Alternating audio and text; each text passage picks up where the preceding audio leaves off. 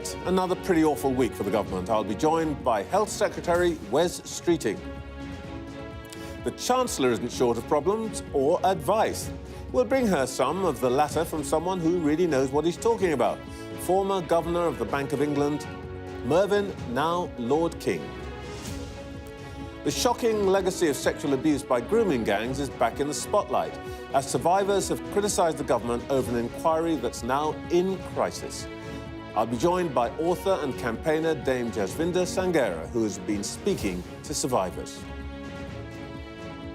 Reform hoped to pull off another big by-election win this week, but it was Plaid Cymru that triumphed in Caerphilly. I'll speak to Reform Head of Policy, Zia Youssef. Plus, with us throughout the show, broadcaster and columnist Sonia Soda, newsagents host John Sopel, and former Conservative Minister and Financial Regulator Angela Knight. Here we go. Welcome to Sunday Morning with Trevor Phillips. Halloween came early at number 10 this week, but this was all trick and no treats. Pretty much everything that you could imagine going wrong for the Prime Minister went wrong. He'd like us to be talking about his leadership on the international stage this weekend. But what the nation's actually thinking about is a sense that nothing this government touches seems to work. People who should be locked up are walking free. Smuggling gangs that were supposed to be smashed remain resolutely unsmashed. Inquiries that should be busy inquiring can't agree what it is they should be inquiring into. Inflation that should be falling and growth that should be rising are both flat as a pancake. Even the once mighty Labour Party machine couldn't deliver the leader's preferred candidate for deputy. And looking ahead, the whisper is that those tax rises that were never going to be imposed on working people are already being inked in for the budget on November the 26th. In this season of ghosties, ghoulies and goblins, the Chancellor's going to have to pull a pretty massive rabbit out of her hat to dispel the dark magic. Let's see if we can work out where that mythical beast might come from. And we'll start this morning with the government. A little earlier, I spoke to the Health Secretary, Wes Streeting. Wes Streeting, what do we know this morning about the whereabouts of Hudash Kibatu? Well, we know that the police are turning over every stone they can to find him. They're reviewing CCTV footage and there is an intensive manhunt underway. He was last spotted in East London, and so I'd appeal to people watching to look at the images of this man to make sure that we're all vigilant, and if he's sighted, to dial 999 immediately. We want him found, arrested and deported. Nobody should undermine the seriousness of this, given what he has been convicted of and so on. But Sky News talked to a witness who saw him being directed to Chelmsford train station by prison staff. He stood outside the prison for an hour and a half. You really could not make this up, could you? I mean, as an expression of incompetence, state failure. I mean, it's a plot that would be rejected in any comedy. I don't disagree, and it is incredibly serious. This man was behind bars because of serious sex offences. He is not meant to be in this country. In fact, what was supposed to be happening is he was meant to be transferred for deportation. So the idea that he's loose on our streets is incredibly serious. It is a serious failure, and that is why, as the manhunt is underway, and that is the first priority. The Lord Chancellor, David Lammy, Justice Secretary, is commissioning an investigation into what's gone wrong, who is responsible, so there can be accountability. We know that one prison officer has been suspended already, but there does need to be accountability for such an egregious failure. We're quite used these days to ministers being appalled and shocked and horrified, and we're quite used to inquiries. We'll come maybe to that.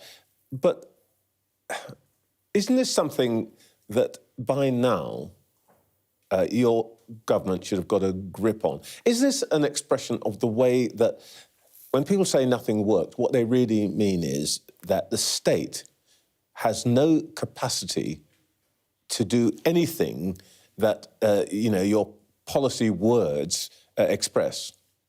So I think that is absolutely where the public are in terms of not just cynicism, but resignation and anger about state failure. We do have to take this really seriously, and we do. I don't want it's to. Not cynicism. I don't want to. It's real observations. They're real world experience. Well, I don't fundamentally disagree with it, and I feel as angry as people watching this morning, and like you, cannot fathom how on earth this has happened. We don't want to prejudge the investigation. We will get to the bottom of exactly what's gone wrong. Every single day there are millions of people working across the public sector doing a great job. And where something like this goes spectacularly wrong, we need to work out how, why, who's responsible, and what we need to do about it to make sure it doesn't happen again. You say that. They're doing a great job and so forth. You've got to say that. And this is a completely non-partisan point, because I suppose we might have had this conversation under another administration. So if we could just take the politics out of it for a moment. You run the biggest state agency of all. Is what we're seeing here, for whatever reason, the symptoms of a state that is completely broken down, that whatever governments want to do, it cannot actually be delivered without some major reform of public services which creates a public service that is able to do the things that you promise the public? Well, you're certainly right about the need for public service reform, and resources are an issue and investment, but that in itself is not enough. Our public services need modernisation. That's partly about systems and processes, but it is also about culture. And taking the NHS example, there are green shoots of recovery in terms of waiting lists falling and the number of GPs we're recruiting, and patient satisfaction with general practice has gone up, for example. But all the time, as Health and Social Care Secretary, I am battling cultural challenges in the NHS too, whether that's people abdicating responsibility, not listening to patients, covering things up when things go wrong. And all of those things undermine public trust and confidence, not just in the NHS, but in the ability of government, and by which I mean any government, to be able to effect change. And there is a deep disillusionment in this country at the moment, and I would say a growing sense of despair about whether anyone is capable of turning this country round. Now, I am an optimist in politics. I think there are green shoots of recovery in the NHS, in the economy, in our public services, but there is also so much more to do, and we've got to attack those challenges with the level of energy and focus that the scale of the challenge demands. Tony Blair said when he left office that he had the scars on his back, mainly from attempts at public service reform, and I think he would freely admit that his administration didn't do what it promised to do. It couldn't get it done. Do you think that we are now in a place where really we need much bolder action? Your new deputy leader yesterday talked about being bold.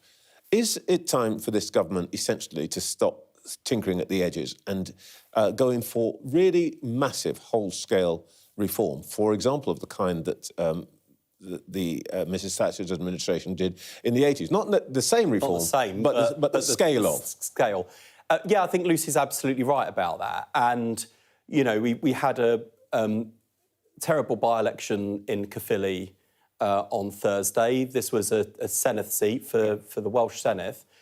And as I've argued in today's Sunday Times, Labour's response to that, the government's response to that, has got to be similar to the response that we saw from Keir Starmer when Labour lost the Hartlepool by-election.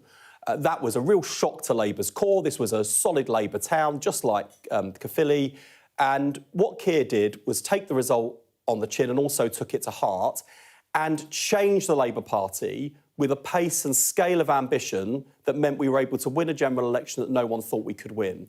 We've got to do the same now in government. Take that result in Caerphilly on the chin, take it to heart, and show the same level of ambition and drive and the scale of change within government that the public are crying out for, because we need reform of the state, reform of our public services, reform of the economy, and only by doing those things and having people feel change are we going to rebuild trust in politics. Forgive me, you know I don't do gotchas and all that, but what you've just said sounds like the most withering criticism of the Prime Minister I've heard in many a month.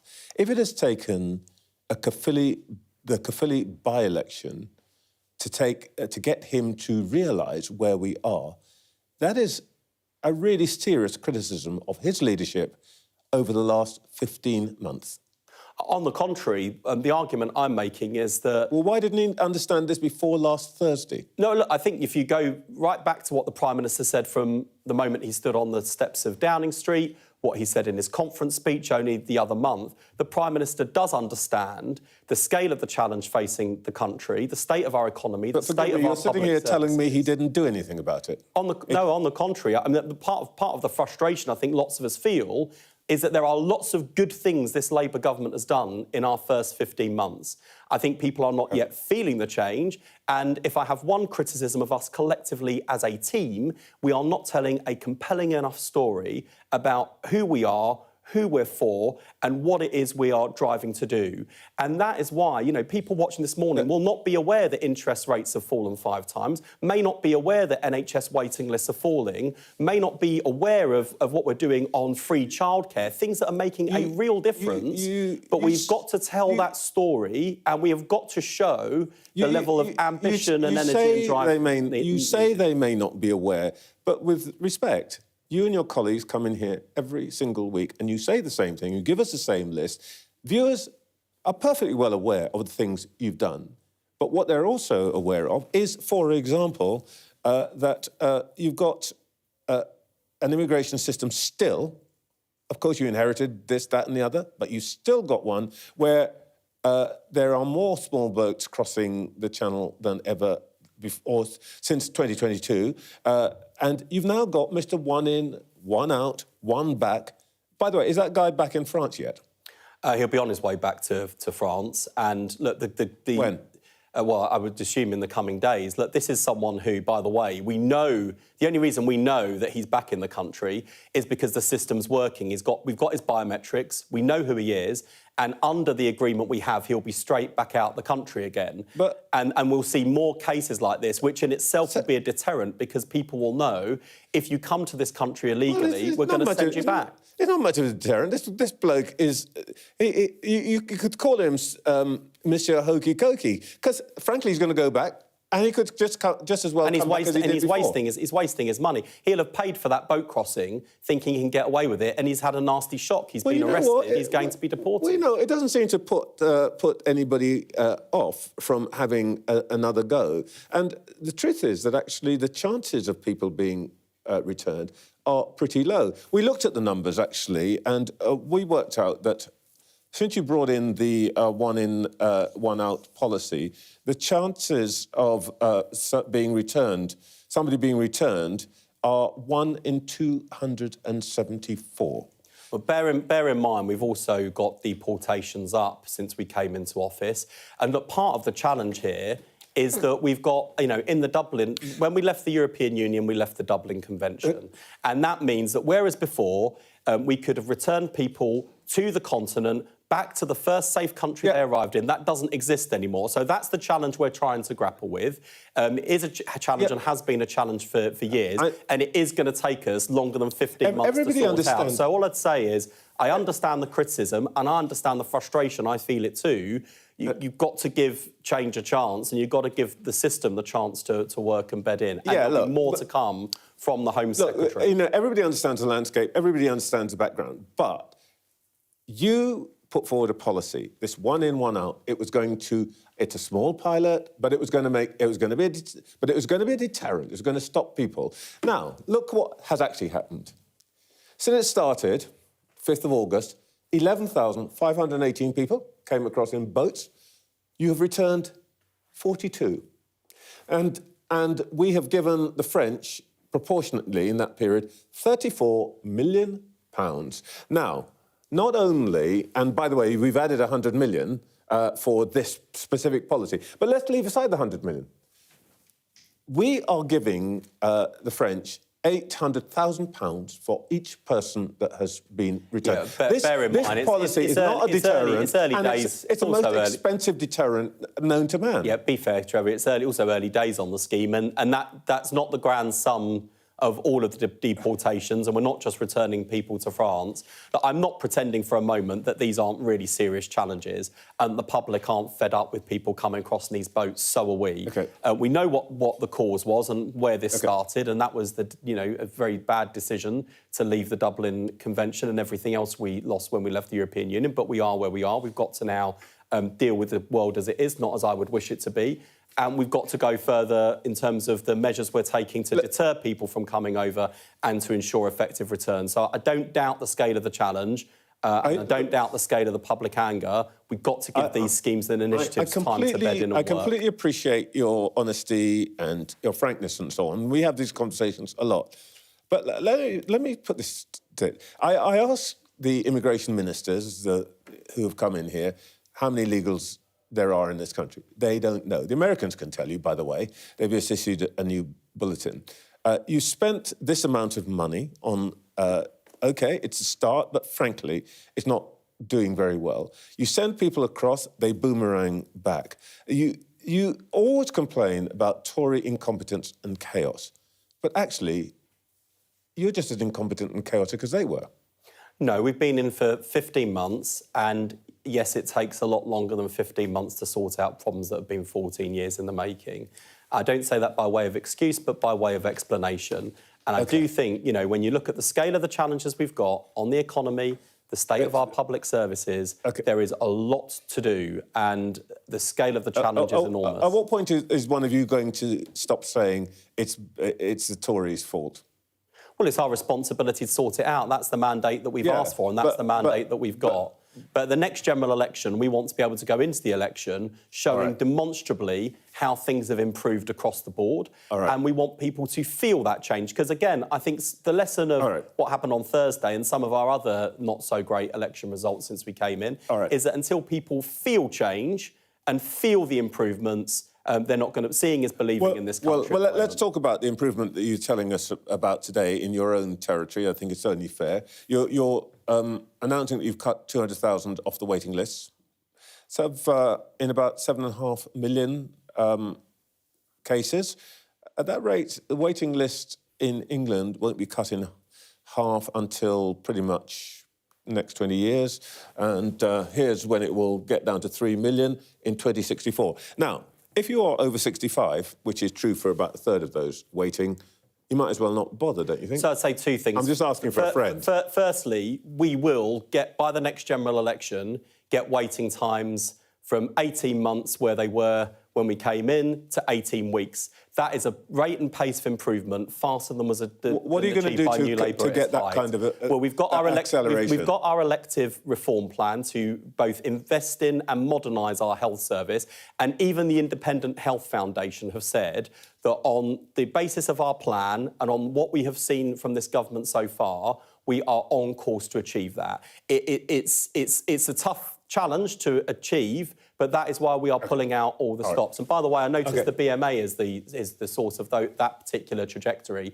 Well, I mean, it's a bit of brass net the BMA talking about waiting lists when they do everything when they're doing everything they can to hamper our progress with unnecessary and unreasonable strike action. And my message to the BMA today is you can go out on strike if you want and cost us another £250 million. You will be hurting patients, hurting the NHS's recovery, but also be hurting resident doctors who are crying out for specialty training places. I want to provide them. I can provide more now, but I won't be able to afford to if they go out on strike. Wes Streeting, thank you for your time this morning. Thank you very much. Well, let's see what our panel made of all that. We're joined all morning by the broadcaster and columnist, Sonia Soda, the newsagent host, John Sopel, and the former Conservative Minister, Angela Knight. Sonia, the word that really stood out for me in Wes's interview was despair. A cabinet minister saying his country is in despair. It's quite a concession, isn't it, from the Health Secretary? And I happen to think that he's right. I think other words that he might have used, for example, people's lack of trust in politics. And I think that is what's going on at the moment. And the problem that Labour has got is, yes, they inherited a country with all sorts of difficulties, you know, financial troubles with the NHS. But essentially, they came in saying to the public, vote for us and we'll fix it. It was the last lot who messed it up. Get some competent politicians in and it will all be fine. And what they found is that having sold that message to the public, they won an election with a massive majority. I think the reason why their popularity has dropped off a cliff is people are like, well, where is that change that you promised us? And so I think what we are seeing, both in long-term figures and data, when you look at the trust of people in political institutions, in politicians to deliver, if we look at the carefully by-election result, the two main parties on 13% between them, people are absolutely cheesed off, and they're cheesed off not just with one main party, they're cheesed off with mainstream politics as a whole. I think that's what's going on. We've been following this for a while, John. You know, the long-run average for the two formerly major parties, Labour and Conservative, would have been over the last 40 years somewhere between 70 and 85%, depending. Now, OK, Caerphilly was exceptional, but in polling now, they're barely getting past 35% between them. So what's happening? Well, you look at the 2024 general election result and you suddenly saw the two main parties commanding such little support and the lowest support for the two main parties in 100 years. And that has accelerated. It's not gone back to a two-party politics is over. And just to what you were saying, I think the worst thing in politics is when people start laughing at you. Yeah. Forget the anger, forget the despair. Yeah. It's when there's a sense of total haplessness. And the case with, Hadish Gabatu and the guy who seems to have a season ticket on a small boat to come back and forth across the channel, I think that just yes, there may have been these interest rate cuts, but people think, oh my God, how could this possibly happen? And they just starting to laugh at the government. I remember when John Major was Prime Minister and the kind of opposition leader said, he had the reverse Midas touch, that everything is gold is turning to dust. And I think that there is an element of that with this present government. And whatever levers they pull, nothing seems to be working. And there's no greater faith in the Conservative Party. And that's why you see, like in Caerphilly, the real collapse of two-party politics in this country. Yeah. A relative of mine, by the way, describes it as a Shidas touch, but you can work that one out for yourself. I've no idea what that means. but Angela, West Streeting said he expects, Mr. Hokey Cokey to be sent back in the next couple of days. But John's point that people are laughing is. It's a thing that people in politics fear most, isn't it? Yes, it is. People are either laughing or they're saying, oh, my goodness, this is an unbelievable shambles. And the view is that whether the words that are being said are words that you agree with or not, that the reality is you're not experiencing it at all. I mean, I agree with what Sonia said. One of the great mistakes that the Labour Party made was giving the impression that if the country voted for them, they were going to fix it. Fix what? Well, they didn't go into the details. And in fact, interestingly, in his interview now, West Streeting said, oh, yes, we're going to change, going to do this, going to do that. But he hasn't said what. And the reality is that if you do make the substantial changes required, which are, I'm going to use that word, operationalising, but make that high-level policy work in practice, then you might lose your election. Because change is sort of popular when it's happening to somebody else and you get the benefit. But change also impacts a lot of people, sometimes to the contrary, and particularly in the civil service. And so you're going to have a problem with it. And one of the things that I find quite difficult to understand about the current government is that this view that politicians, they talk, but they don't actually do what they say they're going to do, is something that's been running right across Europe for some considerable period of time. And if you look at the last presidential election in France, the two classic centrist parties, the Gaullist and their classic... the Socialists. Yeah, Socialist Party, they collectively got about 12%. Yeah. If you look to see what happened in Italy, somebody's come through from outside and she's doing a very good job. When Metz won by whatever it was, 27% of the vote, which he got in Germany, more or less the first thing he said is this is the last chance for the centrist parties. And these are all points which we need to think about in this country. The government doesn't seem to be thinking about it. It's made promises that it simply can't deliver. Yeah, and I think that's what's really interesting is with what it's saying on small boats. Yeah. I think Labour has fallen into Rishi Sunak's trap. Yeah. They're building up the idea that there are these magic levers that And there politicians can pull, and there aren't. Oh. Rishi Sunak couldn't deal with small boats. Keir Starmer is finding it very hard to deal with small boats. The fact of the matter is, it's very difficult when this phenomenon is mostly about push factors, and you try and stop the gangs and smash the gangs, in Keir Starmer's word, and, somebody else pops up. So talking up, this Labour government seems to sort of talk up the idea and have fallen into the same trap. We can fix all this stuff overnight, and I'm not sure they can. I think Shabana Mahmood has actually played a smarter game. Rather than talk up the stuff that is very, very hard to fix, talk up the stuff that it's within the powers of government to do. So she's been talking up for example, thinking about the conditions that may be placed on people if they're applying for indefinite leave to remain. That is a much smarter political strategy than saying we're going to smash the gangs and then you don't smash them. Yeah. Trevor, when you were speaking to Wes, he was talking about, we've got to communicate this stuff better, as if it's always a matter of communication. I still don't think the government has decided what its political strategy is in the long term. Yeah. So you talk about Shabana Mahmood. Is there going to be any reform of, disapplying part of the European Convention on Human Rights? Well, she may be keen on it, but where does the Attorney General, Lord Hermer, stand on that? And there are all sorts of other issues where you can see that Rachel Reeves may want to go in one way and that, Ed Miliband might want to go in another direction. And I don't think the strategic direction of the Labour government is sorted yet. And so you can't have a communication strategy until you've got a political strategy. And they had years to sort this out in opposition. And they've come in and without having sorted out what it is that they're for and what it is they're not and what it is that they want to do. One other thing that Wes Streeting has been... he wrote about this in the newspaper this morning and he mentioned it again in interviews, which makes me think he wants people to hear this, is that he referred to Labour's Hartlepool moment. Yes. When they lost the Hartlepool by-election, it was the nadir of the Labour Party under Starmer before they got elected. Now, what we also now hear is that Starmer considered resignation after Hartlepool. Yeah. Are we being sent a signal here by Wes Streeting, Sonia? Oh, I hadn't even thought of that. I mean, I would be surprised. I think that would be a very, very coded message. But I think there's such a big difference between that Hartlepool by-election and when that happened and the Caerphilly by-election. The issue is that Labour was in opposition then, and quite frankly, I think the size of the majority is more a reflection of how cheesed off the country was with the Conservatives rather than a massive enthusiastic endorsement for Labour. The problem is that Labour is now in government. They are being held responsible for things that people feel are going wrong. And you just can't turn it around in the same way because there isn't somebody else in government that gets blamed. This is Caerphilly. I mean, you wouldn't have believed it, would you? No, not Caerphilly.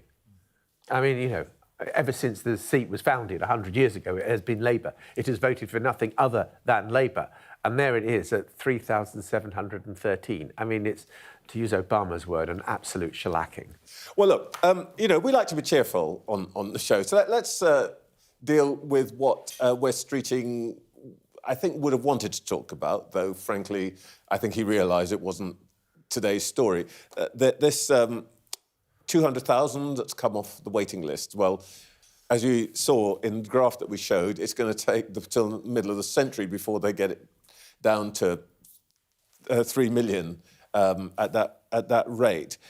But the thing that struck me very forcibly is that in the press release, which I haven't got time to go into detail, but basically what he's saying is they're using underused capacity in the private sector. Correct. This is very interesting. A Labour Health Secretary basically saying, we are giving you more appointments, but it's all in the private sector.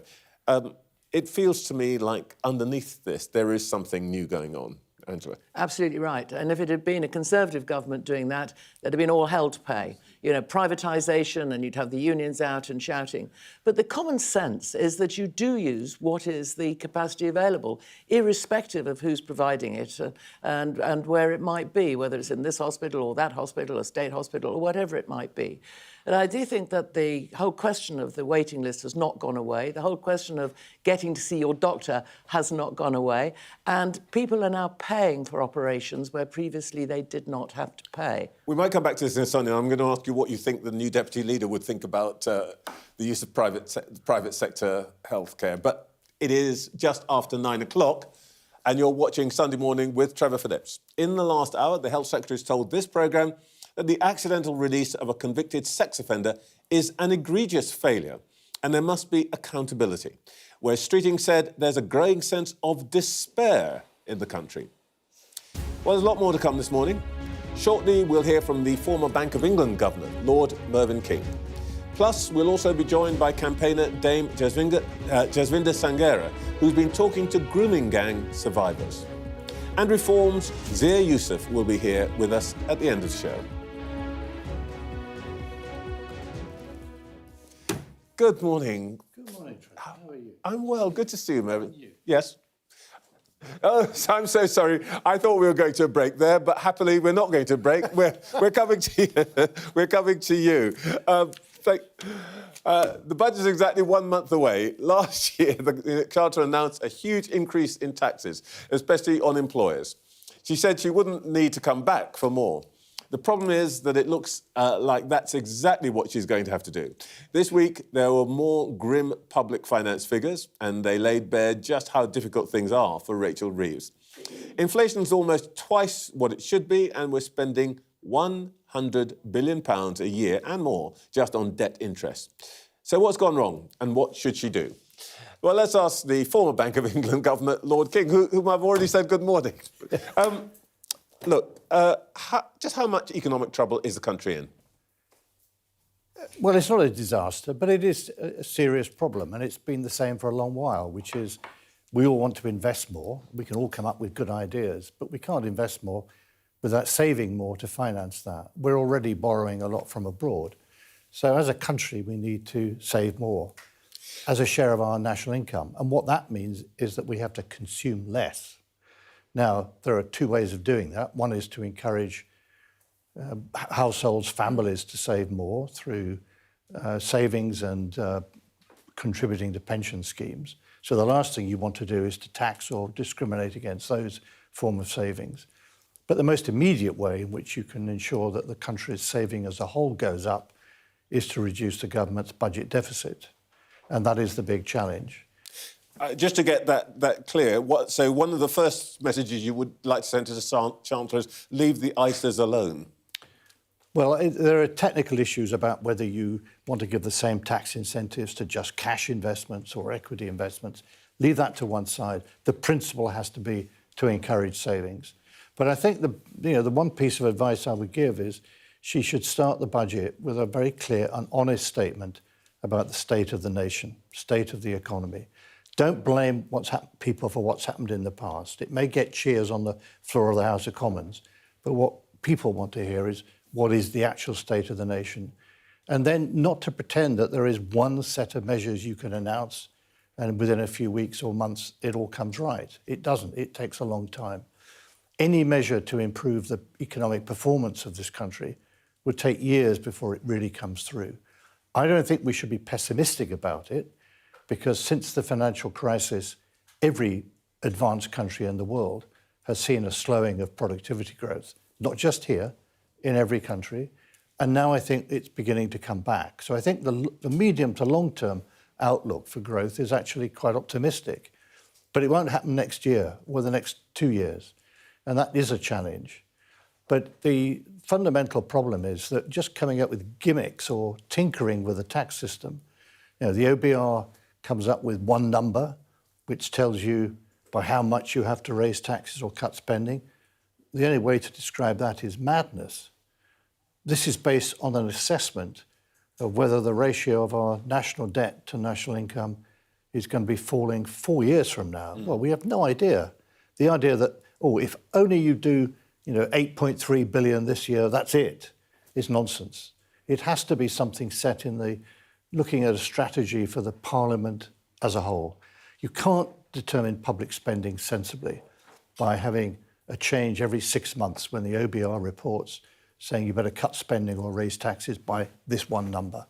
The Chancellor has been rather more forthcoming about what's in her mind than Chancellors usually are. In the old days, Chancellors used to go away into a darkened room for however long, 6 months before a budget, and you couldn't get them interviewed, you couldn't talk to them and so on.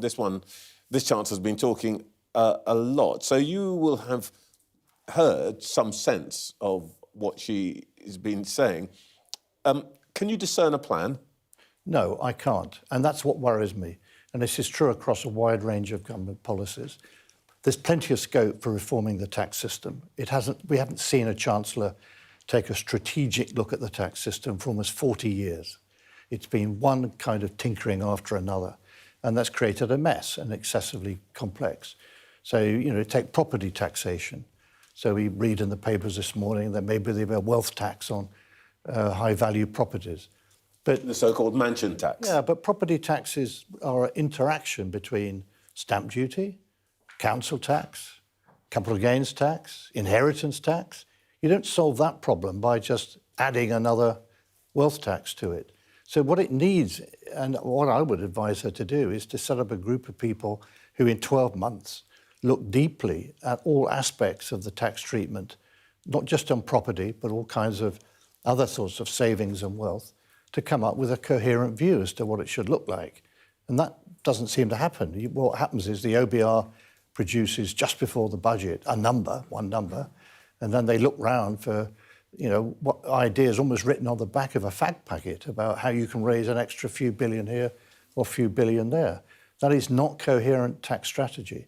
And you could do a great deal by thinking it through first. Well, you can't see an overall strategy, but just here and now, is she going to have to raise taxes? There's some signs that actually the tax revenues that she expected haven't actually been coming through. Well, I think she probably will find a way of trying to raise tax revenues, though I have no means of knowing what she wants to do or not. But it doesn't make sense to think of that in terms of, here's one number I've got to raise this year, and then my problems are over. It needs to be seen in the context of the entire Parliament. And that is one of the problems that we've had for several years now. This rolling 4-year horizon allows governments to say, well, towards the end of that period, we're going to cut government spending a lot. So the OBR are then forced to say the plans seem to fit the fiscal rules, but the government doesn't spell out what kinds of cuts in spending are implied by that. So you have to have a coherent plan for both taxes and spending. And it's not something that you can just do in a month or two. It has to be something based on a coherent plan. Social care, for example, is a big issue in terms of not just care, but also the financing of it. That's been postponed and pushed down towards the end of this Parliament. Same issue about financing, the health service. There are a whole series of areas of policy where a serious plan for how you want to reform how the public sector works is needed. I guess, of course, she might say, yeah, it's great that we might have a plan, but we are faced with current pressures. And one of those, of course, is inflation. We have higher inflation than, I think, any large economy. Do you think that the Chancellor bears any responsibility for that level of inflation, or is this, as she would always put it, inherited? Well, I don't think it's a question. I think central banks around the world allowed inflation to rise, in this case, to over 11% in this country.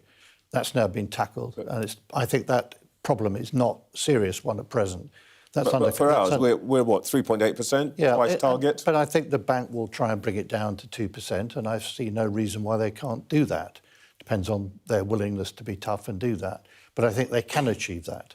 So I don't think that's the biggest issue facing us or the government. The big issue facing us is how on earth we're going to save more as a country to finance investment. And that means, I think, changing the balance between taxes and spending. That may need adjustments on both sides of that. But the way to do that is not to have an instinctive reaction to just one number that the OBR plucks out of the air, but actually to have a coherent strategy for both tax and spending. You would hope that an opposition party would have done that before being elected. But there doesn't seem to be a great deal of sign of that. I want to come back to the issue of spending in a second, but you've mentioned the OBR a couple of times now. Has the OBR become too powerful, too much of a straitjacket on Chancellor? Well, it's not the OBR that's creating the straitjacket, it's politicians' response to it. I do think the OBR should not try and present its forecasts in terms of one number. I think that's a terrible mistake. Who knows where we're going to be in 4 years' time? This number they may come up with could be plus or minus 20 or 30 billion in either direction. What matters is it likely that the plans the government has for the rest of this Parliament means that by the end of the Parliament, the ratio of debt to national income will be falling? Because that's the key objective. We are, as individuals, you and I, we can't leave to our children a negative inheritance. But as a country, we are doing that to our children and grandchildren by building up the level of national debt. They're going to have to pay the debt. You've mentioned spending. Well, look, the government's made an attempt to cut, for example, welfare spending, the winter fuel allowance, reverse, talked a lot about different kinds of possibilities. The triple lock on pensions, which is the biggest single item in that column, seems to be untouchable. What are the prospects of, if you like, as you say, rebalancing spending, which implies cutting it, when it seems that there's nothing that can be cut? Well, what the Chancellor has to do is to make sure that taxes and spending are balanced. Now, if it's a political judgment to spend more on welfare and government spending overall, then taxes will have to go up by a lot more. And indeed, one of the things I think is slightly strange at present is the government has committed to spending a lot more on defence. We have no idea how that's going to be paid for. Surely that's going to have to require either much bigger cuts in public spending or significant rises in taxation. I think being honest about this would actually attract a good deal of support from the public, because people don't want to be sold something that clearly doesn't make sense. If you go back to the Second World War, after the evacuation at Dunkirk, a lot of people said, oh, this is a tremendously successful operation. And of course it was, to evacuate the bulk of the British Army back to the UK. But Churchill stood up in the House of Commons and pointed out, you don't win wars through evacuations. And we're going to have to stand up and say, we don't have a successful economy without having a reduction in the ratio of national debt to national income. And we have to confront what that means. And it will take time. I don't think we should rush into this. But we need a plan that, ideally, both sides of if we have two parties left in the centre, will adopt and believe in. Well, that's quite a big if about, as we were discussing earlier, two parties in the centre. But what I'm hearing is get a plan, cut the debt. Perhaps you'd come back and talk to us when we hear what's happened on November the 26th. Lord King, thank you so much for your time this morning. Thank you, Trevor. Right, well, back to our panel, Sonia Soda, John Sopel and Angela Knight. Angela, get a plan. Is Mervyn King right, or is it just too much? There's too much pressure on a Chancellor now to have a long-term plan. He's totally right. He's totally right. See, the OBR's got itself bigged up by this government predominantly because when they were in opposition, they used whatever the OBR said to beat the Conservative Chancellor and the Conservative Prime Minister and the Conservative government then. So they've got themselves in a problem where they use the OBR as a stick and now they're saying, well, we've got to abide by the OBR. But actually, what Mervyn King has said about you need a longer-term plan is entirely correct. And you can't just look at the taxation side, you've got to look at the spending side as well. And we've got a series of policies that evidently need to be rethought through and where money needs to come away from it and to go into other sorts of investment. Social security is one. Having something that is more coherent, that gets people into work and doesn't pay people to stay at home, is evidently a slice there that needs attention. The energy policy in this country is wrong. It's expensive, it's resulting as being uncompetitive, and it's because it's stemmed from a sort of high-level view and not been worked out in practice. I used that word operationalised before, and actually there is something here which says that there's a whole gap between what I want to do and how I do it that isn't present. And so, yeah, Rachel Reeves has got a real problem because she can't put up tax. She can do a bit of tinkering. She can't put up tax because if she does, there's going to be huge opposition. She's got to cut the spending. So, Sonia, she's a bit boxed in, partly by her own fiscal rules, the failure to do anything about welfare. I suppose if ministers were sitting here, they'd say Charlie Mayfield, former John Lewis boss, is going to come up with some proposals to get people back to work and so on. But it is pretty... I mean, it's gloomy, but also they're in a box, aren't they? Yeah, I also think she's boxed in by the realities of the British economy. And one of the things that struck me quite powerfully about what Mervyn King said was the talk about the need for honesty. And as it happens, I've also written columns saying politicians need to be more honest about where we are as a country. There was a populism to Labour's electoral strategy, which was just like, vote for us, and the economy will be fixed. Our economy has got long-term structural issues that date back decades around lack of business investment, sluggish productivity growth. It was all covered up by the city, but it got exposed in 2008. No one's fixed it since then. That is why living standards have essentially stagnated since 2008. We've got an ageing society that has real implications in terms of the cost of the NHS, the cost of social care.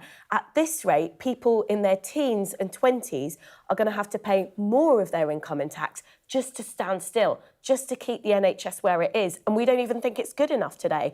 These are really difficult questions, and politicians aren't being honest. You get another political party coming along saying, these lot in government have messed it up, vote for us, we'll fix it. It is not an honest conversation. Look, I think Labour's original sin, and, we're talking about what's gone wrong for this government. Labour's original sin was to go in to the election with a manifesto commitment that it wouldn't raise income tax, wouldn't raise VAT, wouldn't raise national insurance. And the fact of the matter is that given the shortfalls in finances and the money it needs to raise, those are probably the only practical measures it can take. I think there's a really interesting debate, and Angela's alluded to it, and Mervyn King was making the point, which is about the OBR. I mean, the OBR does not stand for re-election. Politicians stand for re-election. And they should be able to say to the OBR, thanks very much, but we don't necessarily accept that figure. But I think it is virtually impossible now for a politician to do that, because it will look like, oh, well, you're ignoring the experts' advice, and you're kind of, you can just see the political flack that they would run into for doing that. But it does seem to me that the OBR is not there.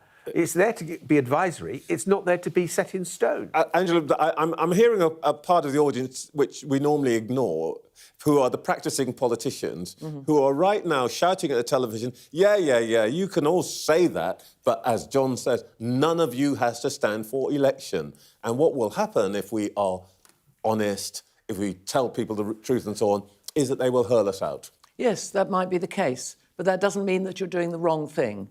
And actually, I do agree the point that there is that huge cynicism, which there is in the public, is because they know something's wrong, but apparently they've got a politician saying, oh, no, you just do it this way or do it that way, and then it's all going to be fine. And it isn't.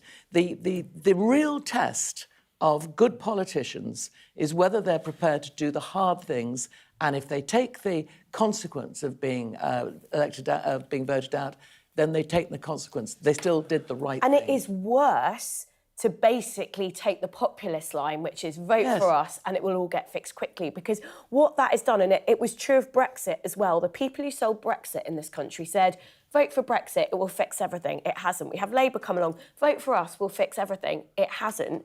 It undermines trust and faith in politics, and it gives succour to right-wing populists like Nigel Farage. So it is worse to basically pretend it's all easy. I think that it is conceivable, and you could hear Mervyn King saying it, that actually the economy may be getting better, it's not a crisis, and there could be growth coming, and et cetera, et cetera.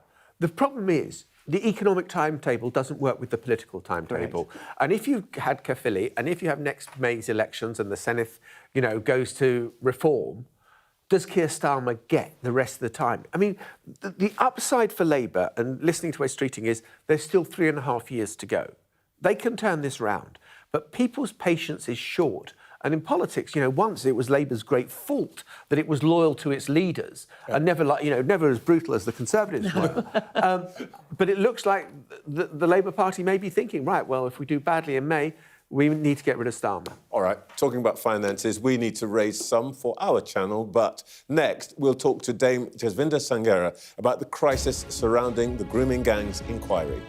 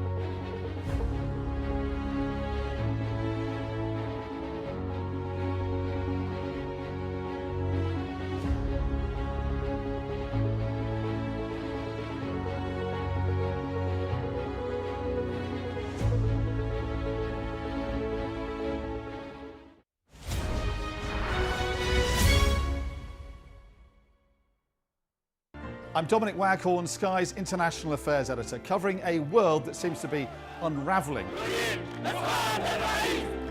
It's not his country, it's ours. Sky News, the full story first, free wherever you get your news.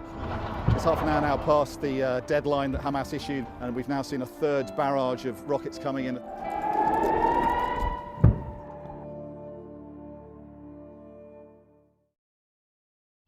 We arrive, a secret hospital hidden in the Myanmar jungle, treating the victims of this bloody war. This is Myanmar today. Its military rulers don't want the world to see, but we have. I fight for my own future. I fight for my generation's future. This is an actual crime. They don't care for that. Myanmar army is only a couple of kilometers away.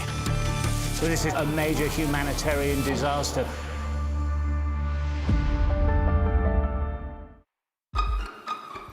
We've got your Sunday mornings covered. From the front page and the sounds of the streets to the voices of the people who make the major calls and big picture politics beyond Westminster. We'll put you at the heart of our story. I'm ready. Are you? Join me, Trevor Phillips, Sunday mornings on Sky News. I witnessed the complete destruction of a place linked to my childhood memories. This is insane. I'm Yusra Al-Bagher, Sky's Africa correspondent based in Johannesburg, South Africa. I felt awe when we saw the mountain gorillas in Rwanda. We call him the king of the jungle. This is the alpha silverback. Sky News, get the full story first.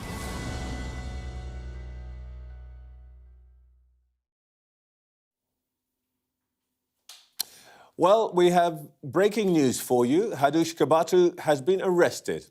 Hadush Kabatu, who was released in error from HMP Chelmsford on Friday morning, has now been detained.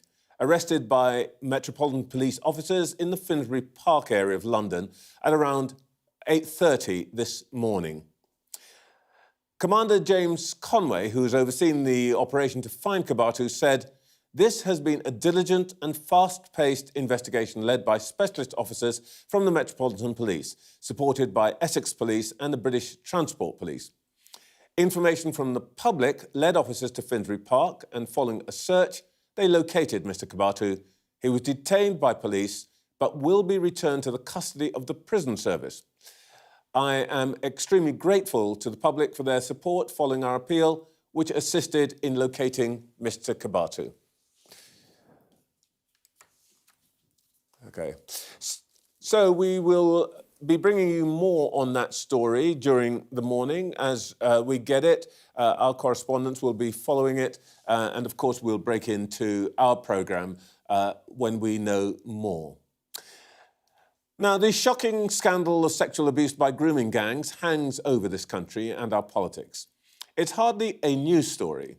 Journalists, notably the Times' late chief reporter Andrew Norfolk, have been investigating for 2 decades.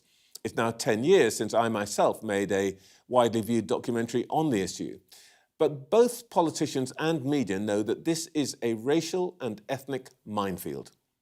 This week, the inquiry that's going to be held was mired in further controversy as those due to take part pulled out, and survivors criticised the government, Minister Trevor Phillips in particular. Well, the author and campaigner Dame Jasvinder Sangera has been talking to survivors, and she joins me now. Good morning, Jasvinder. Good morning, Trevor. You have been talking to some of the survivors, some of whom were on the liaison committee. What have they made of the events of the last week? Well, the first thing to say, Trevor, is that they feel re-traumatised. It's important to acknowledge that. They're feeling let down again, silenced, the ones I've spoken with. And the key thing for them is that they feel a sense of the government is ducking this issue. It's been watered down yet again. Their experiences are rooted in what Louise Casey calls the disproportionality of predominantly Pakistani men. That is their experience. They were the ones that were told they were white trash, that they meant nothing and they could be targeted. That is an important point to make because these were gangs, groups, predominantly from that community that thought they were worthless and they could abuse them in that way. Now, to say that it could be broader in scope waters down that very forensic group-based gang linked to ethnicity that we need to look at. And they're feeling very hurt by it. So they would be, and I guess from what you're saying, you would too, be opposed to the expansion of the brief of this inquiry beyond what has become known as a grooming gang scandal, the group-based child sexual exploitation. Absolutely. Look, we had the independent inquiry into child sexual abuse, the ICSA inquiry. You know, it cost the taxpayer over £180 million. That looked broadly at institutions, but it did not look at group-based gangs, predominantly from this particular community. You know, Professor Jay talked about this being disproportionate. Jack Straw talked about it back in 2011. 14 years on, we're still having the same conversation. It's almost like the elephant in the room. We need to look at this closely because this is still happening right now. So, you know, to water it down will not give us that inquiry. And I don't know why this is happening. I mean, look, I'm somebody that's campaigned for 3 decades in the space of being a forced marriage campaigner.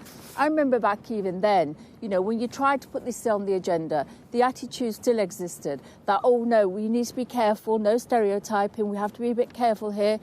This feels the same to me. And if we're still in that space, we've got a problem. And I'm sorry to say, the government have got to raise their head above the parapet, like one of your panel members said earlier, you know, to have the courage of their convictions to call this out and to give these girls what they deserve.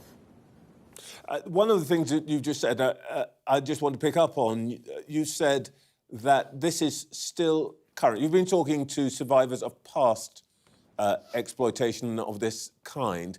Are you saying that this is still going on? And if so, at what scale? Well, I'm not the only person saying this. The National Chief Police Council, they say that, in their opinion, of all our forces across the UK, they doubt very much that an investigation of this type isn't happening. It is happening. So, you have to remember there are still young girls who are being targeted. The survivors say this themselves. Whilst we are having this conversation, this is still happening. I don't think we will ever know the scale, Trevor. The point here is what we have seen, what you have to remember about victim survivors is many of them haven't reported yet. Many of them will be sitting, listening to this and watching this and thinking, what is the point? Nobody's taking us seriously. They didn't then. It was a cover-up and they're not now. You used an expression that will unsettle, I suspect, quite a lot of people, which is white trash. There's been a lot of focus on the ethnicity of the perpetrators. I wonder if actually one of the things that we probably also ought to be thinking about is the identity of the bulk of these victims. And we are now talking about thousands of people. No, absolutely. We absolutely do. And, you know, I know that the bulk that we've seen are white females. However, I have to say, within that space, there are also some women who are from minority groups that haven't come forward. You know, we also need to be thinking about that, and they are targeted in a different way. Look, in my own experience, you know, my family have disowned me. I've shamed my family because I dared to integrate. I dared to be this independent woman. I was referred to as, oh, you're trying to be white. You know, my mother actually said to me growing up, and these were bigoted views, the worst insult you can bring to my front door is you're behaving like a white woman. This was an attitude that exists then, it exists now. So the Asian girls that are being targeted, those who have left home, who are deemed as having no honour, are also going to become targets because those men targeting them will see them as worthless. So you're absolutely right to make that point, and we have to think about that. From my perspective, I have to say, this is a conversation we've been having for over 3 decades. I have certainly been having that conversation. Why is it that right now we're still talking about it and not acting on it? We can see it. Louise Casey has said it. You know, we are talking about police officers, social workers who at that time did not record the data of the ethnicity of these men.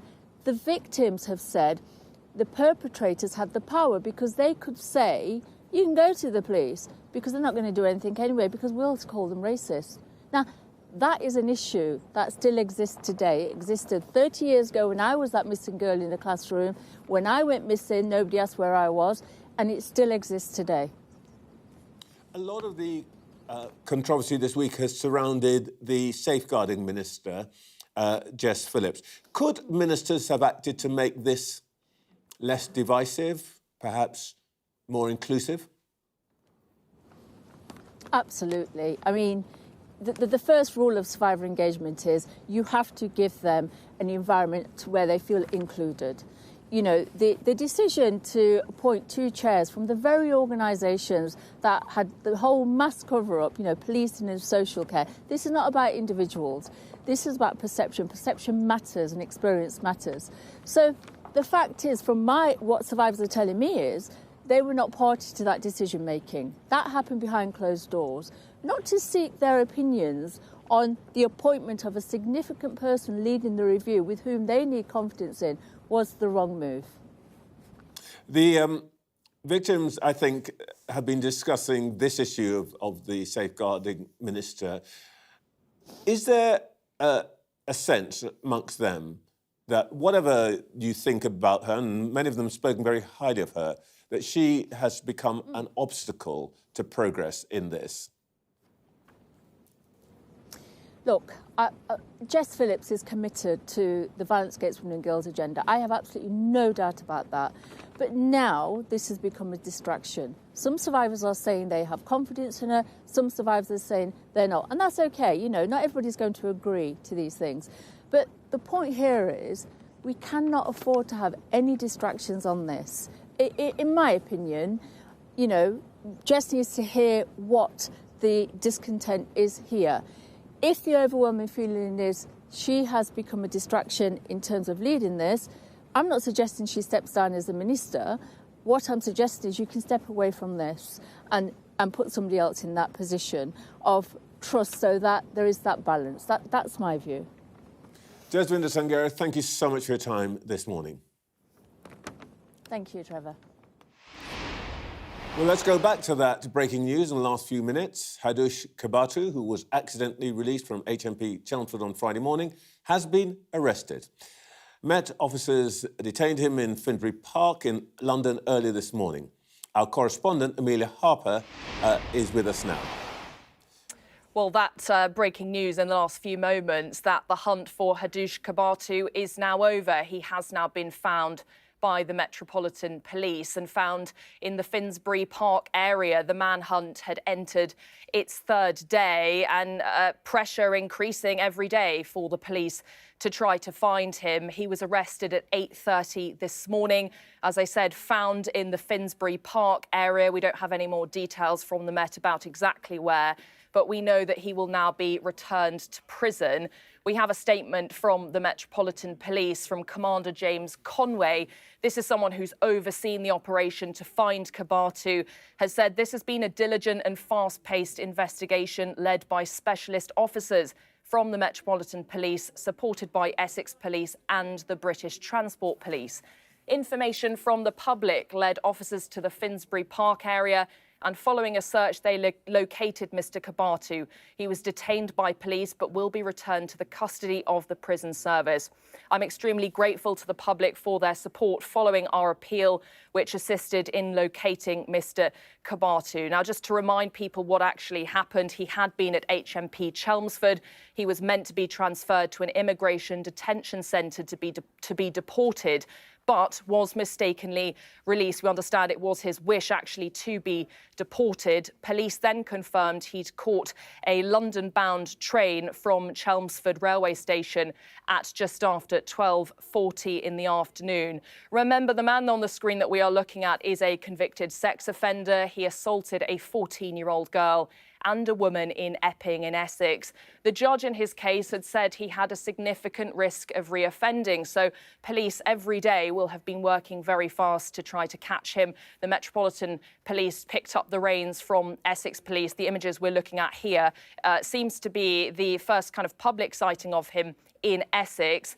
Also, remember, this is someone whose actions sparked weeks of protests at the hotel where he was being housed. He'd been staying at the Bell Hotel in Epping when these assaults took place after arriving on a small boat. We had some information this morning that he had last been seen in Hackney in a library in Dalston Square. There had been CCTV of him there. This is what we're looking at here. Police had given us information that he was carrying a distinctive white bag with pictures of avocados on it, still wearing that grey prison-issued tracksuit. So we assume that perhaps members of the public might have picked up on that detail, perhaps seen him in the distinctive clothes he was wearing. We just don't know. We are waiting for more information on how this arrest or rearrest happened. But it will be a huge relief for the government. There had been embarrassment for them over what has happened, Trevor. Amelia, thank you so much for that update, and keep us posted. We'll come back to you when you know anything more. Right. Reform had hoped to pick up another parliamentary seat in the by-election on Thursday in Caerphilly. In the end, Plaid Cymru won. Reform came second, but the result was devastating for Labour, the only party ever to have held that seat in the party's Welsh heartland. Conservatives were wiped out, just 2% of the vote. But I can speak now to Reform's head of policy, Zia Youssef. Before we come to wider politics, Zia, how do you react to what we've just heard? Well, I'm relieved that he has finally been rearrested, reapprehended. One can only consider how the victim and the victim's family must feel. I said yesterday on social media that the state of Britain's descent into a Monty Python sketch was almost complete. This is a man who, eyewitnesses said, was actively trying to go back into prison after being accidentally let go. So, look, glad he's been reapprehended. But, it's absolutely shocking. And how any victim of sexual assault can look at this Labour government, and Jess Phillips in particular, and the whole state apparatus right now and have any degree of confidence is beyond me. Well, you pick out the Safeguarding Minister, Jess Phillips. Is it your case that she needs to go? Absolutely, absolutely. Trevor, how is it in any way tenable for her to remain in post when 5 survivors have resigned from the inquiry, expressly asking, demanding that she go. I mean, for the sake of the survivors, for the sake of there being proper justice being done, and for truly no stone to be unturned, she has to go, yeah.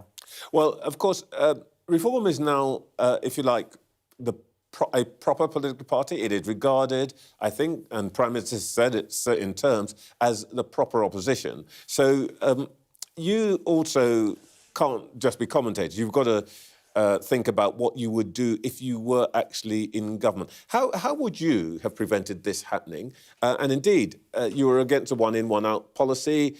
Chap went and he boomeranged back. What would you have done about that?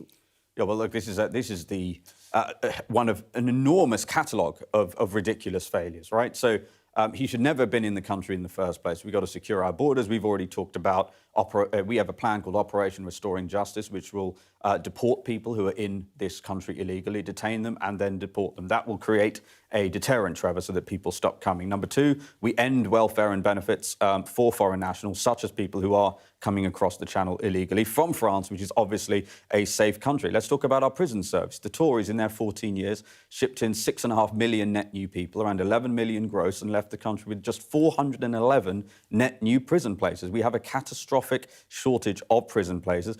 We also need accountability, frankly, in the civil service. The governor of the prison in question here that let him out has been refusing to speak to MPs on a one-to-one basis. We have to have When was the last time you had a catastrophic failure of a civil servant that actually resulted in them being forced to resign? Instead, usually they get put into the House of Lords. So this is a catalogue of failures. I don't think anybody's going to contest the analysis you made or the description you made, but you're now particularly on polling recently and just what you would regard as success in this latest by-election, as well as Runcorn and so on, in pole position, and people talk about Nigel Farage as the next Prime Minister. So you've got a responsibility to say what you would do. Mm-hmm. Now, you've told me what's wrong. Mm-hmm. What you haven't told me is how you would, for example, send people back. But the Tories and Labour have difficulties with this. What would you do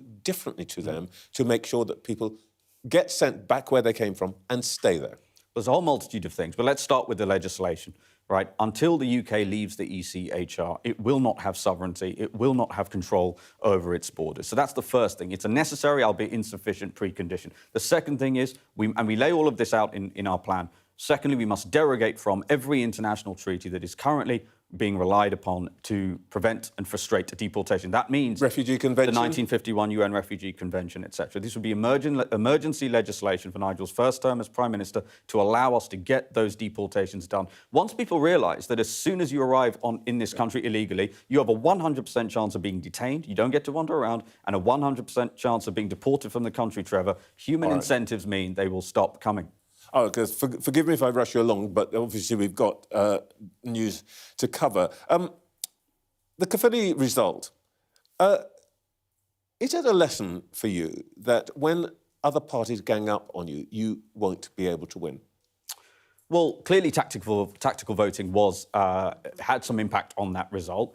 The first thing to say is it was an astonishing result. I mean, Reform with 36%, that is almost 3 times as many votes as the Tories and Labour combined. This was a seat that Labour have only ever won elections in since 1918, when the seat was first accepted in Parliament, and then the Senate ever since. We're very proud of that campaign. It is clear now that for the Senate elections next May, it is a straight-up battle between Plaid and between Reform. We're very confident that we can come out on top. But look, we've got to continue to make our case to the Welsh people. All right.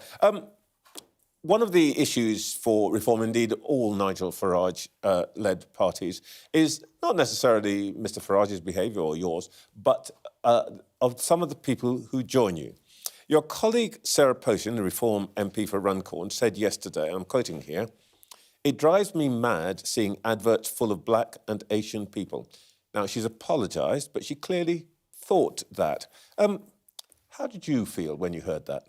Well, I know Sarah very well. I was instrumental in her selection as a candidate, worked very hard to get her elected, and I'm extremely glad that I did. I consider her a close friend, and she's a great MP for Runcorn. She did say those words, and she has apologised, saying that it was a poorly phrased thing to say. But you've got to put that into context. The caller, a gentleman called Stuart, had called in and I think he was rightfully upset about the massive underrepresentation of some groups in television advertising and significant overrepresentation of others, Trevor. But we have to be able to talk about some But these were her words. These are statistics borne out by a Channel 4 study. She went on to say people are switching off, but there are too many black and Asian people on telly. Is she turning off telly now? No. If you listen, I encourage you to, anyone listening to this, to listen to the whole thing. Of course not. I know Sarah extremely well. She's a lovely person. She's apologised rightly because it was poorly phrased, as she said. But as I said, Stuart, who called in about underrepresentation of some people on television and overrepresentation of others, I think is a very valid point we must be able to talk about. All right, Zia, Yusuf, thank you for your time this morning. And Sarah, if you're watching, stay with us. Right, back to our panel, John Sopel, Sonia Soda and Angela Knight. Sonia, relief for the government this morning? Sorry? Relief for the government this morning. Oh, because this criminal has been found. Yes, absolutely. But it's not... I mean, if it had gone on for longer, it would have been even worse. But it's not going to get away from the fact that this guy was... it's not like he escaped. He was actively let free by the state, given £76. The guy was like, where do I go? He was trying to ask the prison officers for directions. That is not going away. So, yes, they'll be relieved that he's been found, but this story is not going away. I mean, there is a wider issue here. And, it is tempting to laugh and, crack jokes about it, and people will. But, of course... This is one of a series of events which, as I was talking to Wes Streeting about, suggest that we have a state that is just not capable of doing what any government wants it to do. It's so interesting. I kind of heard the breaking news that he's been apprehended, and of course there's going to be a huge post-mortem over what happened. It came at the same time, and I've been really struck by how many problems there are internationally with governments that, similar to ours, where there is a crisis of governability. And, on the same moment that we hear that this guy's been picked up, we hear that in France they've lifted 2 people, apparently, for the heist that took place at the Louvre Museum, the biggest in the world. And you think, my God, how embarrassing must have that been for Macron? At least Keir Starmer hasn't just had to suffer that. And then you hear the one out, one in, one out, one back again story. You've heard this guy being released from Chelmsford prison story. You think, oh, no, it is as bad for Keir Starmer as it is for Macron. So I think there are real problems in governability right now for politicians in the Western world, where people are massively impatient, they don't trust much what our politicians are doing, and they just say, I'm sick of the lot of you. And I think that is the backdrop to all of this stuff. But guess what? 15 years of austerity had an impact on public services as well. If you look at the levels of experience in places like the prison service, the probation service, the most experience, we've got very junior people running the bulk of a lot of these services now, and that has an impact. They are not trained to the same level. Well, I'm going to come to Angela because you've been in the seat yourself. In fact, before austerity. Yes. I always remember Blair saying, he thought he'd get in and he'd pull levers, and he pulled the levers and discovered they weren't connected to anything. And that's very much the same to this day, I think. And it is very true, though, that there is a situation in which politicians, before they get into power, think it's all very easy. And somehow you just got to say something and it happens. And it doesn't. I mean, if you want to know who really runs the country, it is, in fact, the civil service. They are there. They are the people who are permanently in place. And yes, they can move to one side or they move to other. But if you haven't actually built a completely new system, then you're going to pull one lever and it's going to twitch, but it isn't going to shift.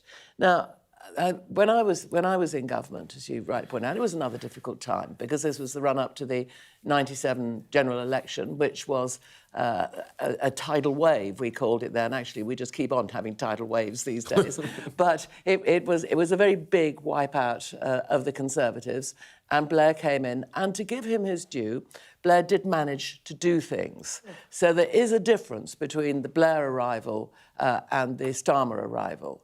And so I don't think one should... But Blair had a lot of money to play with. And one of the There's 2 points there. The first is that he was left with a good economy. You know, it was always fashionable to shout at the Conservatives, but actually we left him with a good economy. The second thing about Blair is now he's recanted on many of the things that he said at that time, that he shouldn't have, for example, signed the ECHR and put it into UK law. That's one example. And there's many others. And that is, I think, a lesson that everybody needs to think about. What is it that one can practically do? And some of these sort of wonderful headlines, you can't. Can I just say something more about about this immigration business? By that I mean, you know, we have the illegal immigration and the crossing of the Channel. I mean, we were told that there was going to be some sort of deal done with the French and with Germany, which would help at least reduce certainly the illegals.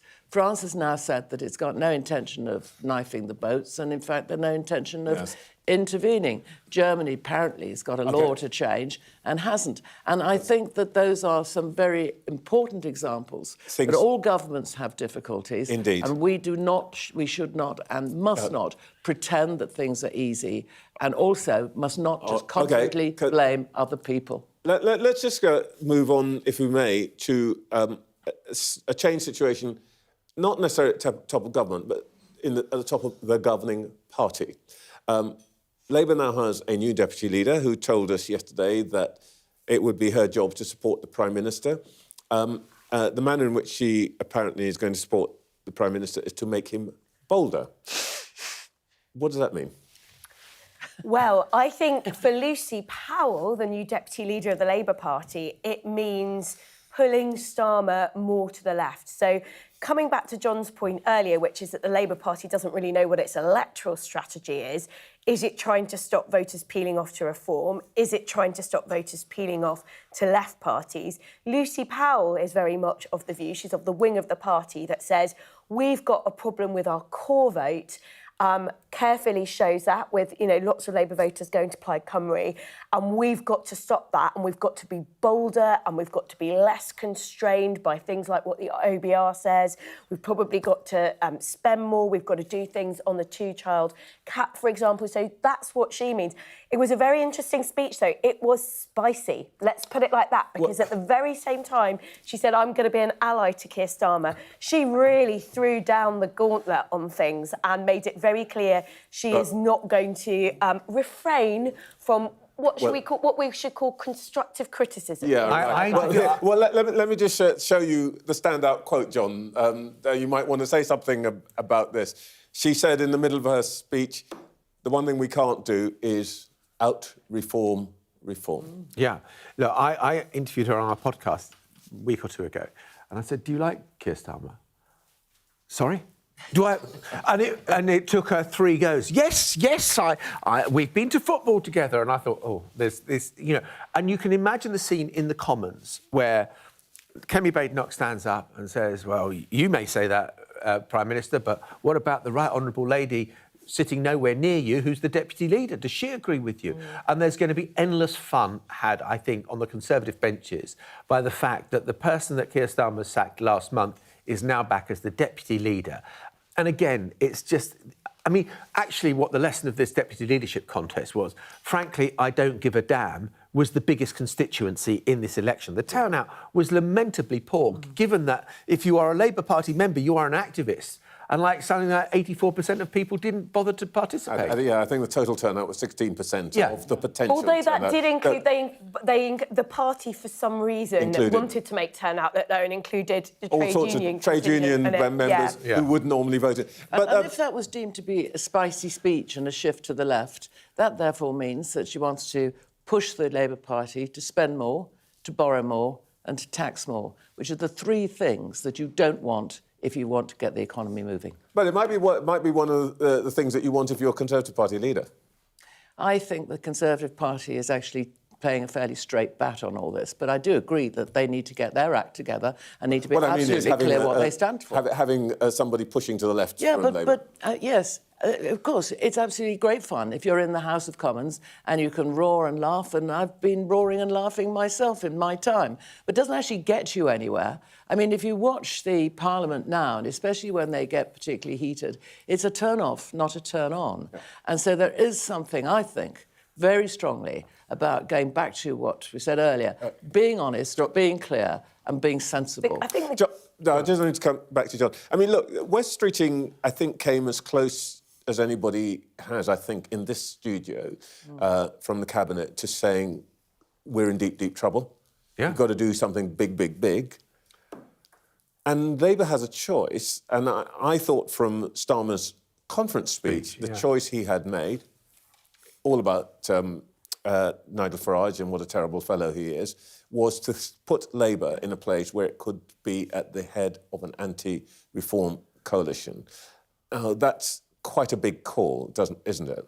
It's a huge call, because I think that, you know, you look at what's happening in the Green Party now and their surge in popularity. Now, look, politics is volatile and things can change enormously between now and the next general election, you know, 3.5 years away. So you can't start saying it's all baked in, it's all set in stone, that reform will remain this popular. I mean, I think that there are some tough questions that you were starting to put to Zia Youssef, that really, you know, have they got a governing agenda?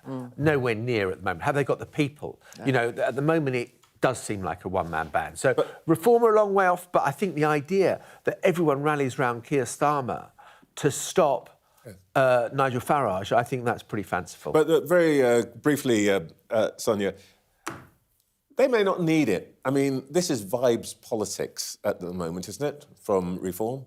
And they do well out of it. It is. I think it is vibes politics. I don't think they've got sort of an agenda, a positive, constructive agenda to offer the country. But some of the vibes they are giving are problematic. And we're seeing reform topping out at about 35% in the polls. You know, that comment by Sarah Potchin, it was racist, let's be clear. Okay. That is going to put off a lot of people, and they can't afford to do that, because they really want to be around the 40%. That's it from us. More on that arrest in a moment.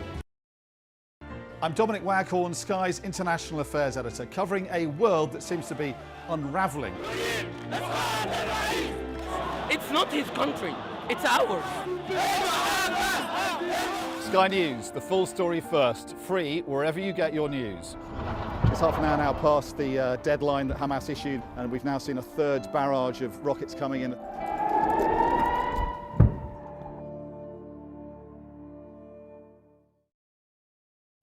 We arrive. A secret hospital hidden in the Myanmar jungle, treating the victims of this bloody war. This is Myanmar today. Its military rulers don't want the world to see, but we have. I fight for my own future. I fight for my generation's futures. This is an actual crime.